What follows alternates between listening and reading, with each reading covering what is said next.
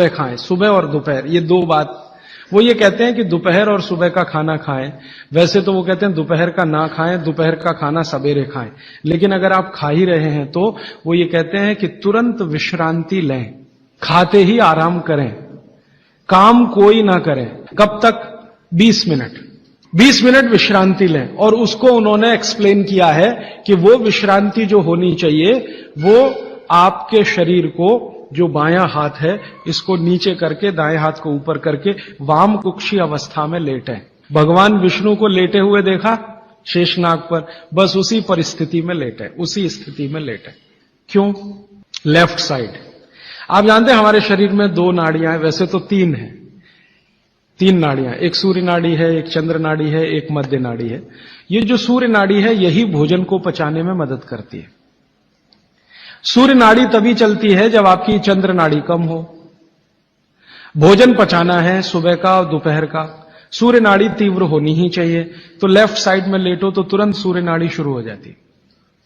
वैसे तो अगर आप स्वस्थ हैं तो खाना खाते ही आपकी सूर्य नाड़ी अपने आप शुरू हो जानी चाहिए। नहीं हो रही है तो लेफ्ट साइड में लेट जाइए, लेटते ही शुरू हो जाएगी। 20 मिनट जरूर लेटें। फिर आप कहेंगे जी नींद आ गई, तो भागवत जी कहते हैं ले लो एक झपकी। वो ये कहते हैं रोको मत इस नींद को। जो सूत्र उन्होंने लिखा है कि दोपहर भोजन के बाद या सुबह भोजन के बाद अगर आपको आलस्य है शरीर में, तो वो कहते हैं कि बिना संकोच इस झपकी को ले लो। 20 मिनट की झपकी ले लो, ज्यादा से ज्यादा 40 मिनट की ले लो, इसके आगे नहीं। तो अगर आप भोजन के बाद इस विश्रांति ले लें 20 से 40 मिनट, तो अगले आधे दिन काम करने को बहुत एनर्जी आपके पास आएगी। आप चाहें तो आज ही करके देख लें। मैं इस सूत्र को वैसे कल विस्तार से समझाने वाला हूं कि शरीर के 14 वेग होते हैं, वेग, उनको कभी भी रोके नहीं। उसमें से निद्रा है, नींद जो है ना, ये एक वेग है। तो वो कहते हैं कि दोपहर के खाने के बाद अगर आलस्य आ रहा है तो ये स्वाभाविक है, क्योंकि खाना खाते ही जठर अग्नि प्रदीप्त होगी। अग्नि प्रदीप्त होने के लिए मैंने आपसे कल समझाया था ना, ब्लड की जरूरत पड़ेगी। तो सारे शरीर का खून पेट में रहता है जब तक खाना पचता है, तो बाकी अंगों को खून की कमी है तो प्रेशर बढ़ेगा, तो ब्रेन को प्रेशर आता है, तो ब्रेन रिलैक्स होना चाहता है, इसलिए भोजन के बाद आपको सुस्ती आएगी ही। ये प्रकृति का नियम है। तो आप ले लेना उस नींद को, छोड़ते क्यों हैं? बहुत कीमती है, लोगों को मिलती नहीं, लोगों को मिलती नहीं। गोलियां खाते हैं फिर भी नहीं आती। मैं आपको और एक छोटी सी जानकारी बताऊं कि भागवत जी के इस सूत्र पर यूरोप और अमेरिका में बहुत रिसर्च हो रही है आजकल। और ब्राजील और मैक्सिको और ऑस्ट्रेलिया, तीनों देश की सरकारें 2008 में कानून बनाने जा रही हैं कि हर एक कर्मचारी को लंच के बाद झपकी लेने के लिए ब्रेक देना कंपलसरी है। तो उन्होंने ये महसूस किया है कि जिन कर्मचारियों को दोपहर खाने के बाद वो झपकी लेने की छूट दे रहे हैं, उनकी काम करने की एफिशिएंसी 3 गुना बढ़ गई है। तो आप भी महसूस कर सकते हैं। और माताओं बहनों को तो विशेष विनती है, क्योंकि आपका घर का काम भी कुछ कम नहीं है। किसी भी फैक्ट्री को चलाना बहुत आसान है, घर चलाना बहुत मुश्किल काम है। और घर में भी सबसे मुश्किल काम है बच्चों को बड़ा करना। मैं मानता हूं दुनिया में इससे बड़ा कोई काम नहीं। तो आपको काम तो घर में भी है, आप भी भोजन के बाद एक झपकी लेने का नियम बना ही लो। सब काम छोड़कर झपकी ले लो, सब काम छोड़कर झपकी ले लो आप। क्योंकि मैं आपसे यह कह रहा हूं कि आपके शरीर के स्वस्थ रहने से ज्यादा बड़ा कोई काम नहीं है दुनिया में। कोई शर्म नहीं, सास की शर्म नहीं, ससुर की शर्म नहीं, पति की शर्म नहीं, बच्चों की शर्म नहीं। आपने दोपहर का खाना खाया, झपकी ले ही लो 20 मिनट से 40 मिनट। जिंदगी आपकी सुखी रहेगी, जिंदगी भर आप सुखी रहेंगे। इसमें कोई शर्म की बात नहीं है, यह शरीर की जरूरत है। जैसे भूख लगती है तो हम खाना खाते हैं, इसमें क्या शर्म करते हैं? वैसे ही खाना खाते ही ब्लड प्रेशर बढ़ता है और ब्रेन को ज्यादा प्रेशर बर्दाश्त नहीं है, तो नींद लेना ही शरीर के लिए अच्छा है। तो आप ये कर लो। पुरुषों के लिए भी मेरी विनती है। आप कहेंगे जी दुकान में व्यवस्था नहीं, कुछ बना लो, आगे पीछे कुछ तोड़ ताड़ के ऐसी व्यवस्था कर लो कि खाते ही पैर सीधे करने को कुछ तो हो जाए। आप कहेंगे जी बैठ के ऐसी व्यवस्था कर लो कि खाते ही पैर सीधे करने को कुछ तो हो जाए।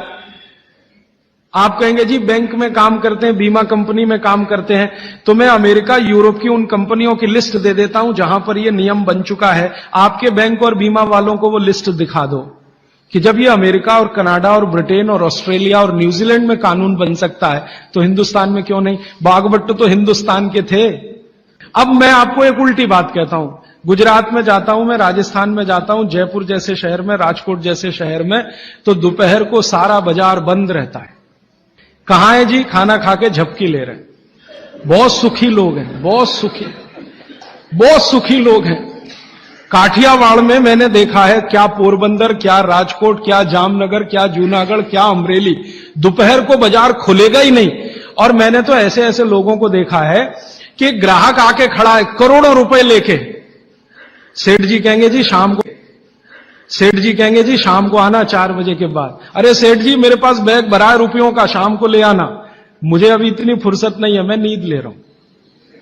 अब कुछ लोग गालियां देते हैं, क्या निकम्मे लोग हैं, दोपहर को सोते हैं। सोना ही चाहिए।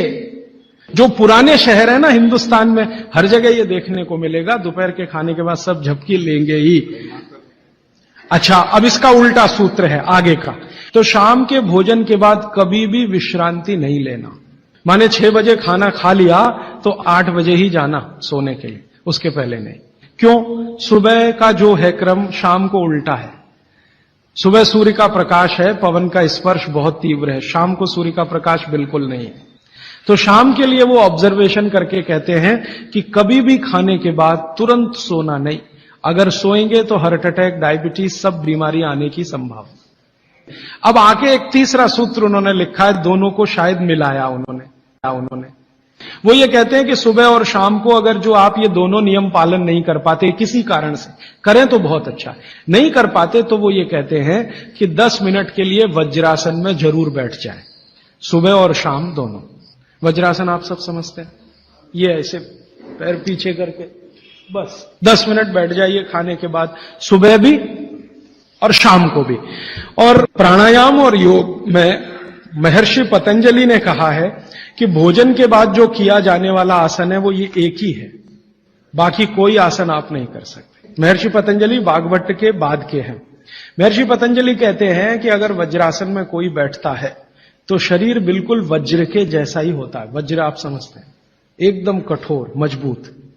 अब मैंने हिंदुस्तान के कई लोगों को देखा, गांधी जी को तो मेरी आंखों से नहीं देखा, शोभाकांत जी ने देखा है। गांधी जी घंटों घंटों वज्रासन में बैठते थे और आप देखो एकदम पतला शरीर और अंग्रेजों की लाठी खाने को हमेशा तैयार। वो वज्रासन की कृपा है गांधी जी। गांधी जी कोई आसन नहीं करते थे, कोई प्राणायाम नहीं करते थे। सुबह घूमने जरूर जाते थे और घंटों घंटों 3-3 घंटे तो लोगों ने उनको देखा बिना हिले डुले वज्रासन में बैठ के चिट्ठी लिख रहे, किताब पढ़ रहे वगैरह वगैरह। तो शरीर की बहुत सारी क्रियाएं एकदम दुरुस्त रहती। ये 3 सूत्र हुए। शरीर में कैल्शियम जो है ना, कैल्शियम ये एक घटक है, माइक्रो न्यूट्रिएंट इसको कह सकते हैं अंग्रेजी में, सूक्ष्म पोषक तत्व है। ये कैल्शियम के बारे में जो गंभीर बात है आज के विज्ञान के हिसाब से जो मैं कहना चाहता हूं, भागवत जी ने तो 3500 साल पहले कह दिया, आज का विज्ञान उसको प्रूव कर रहा है, कंफर्म कर रहा है। वो ये कि कैल्शियम की कमी अगर शरीर को है तो आपको 20 नहीं 85 बीमारियां आएंगी।